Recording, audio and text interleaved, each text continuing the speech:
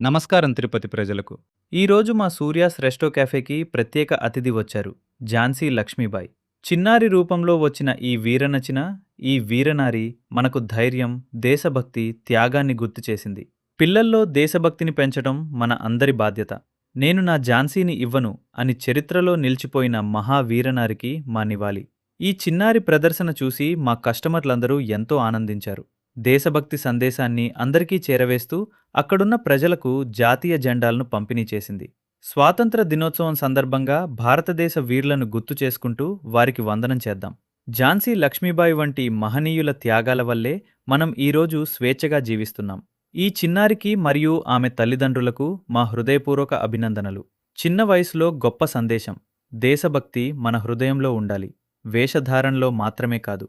మా చిన్నారి ఝాన్సీ లక్ష్మీబాయి ప్రదర్శన మీకు నచ్చితే ఈ వీడియోకు ఒక లైక్ చేయండి, మీ స్నేహితులతో షేర్ చేయండి. ఇంకా ఇలాంటి మంచి కంటెంట్ కోసం మా పేజీని ఫాలో చేయండి.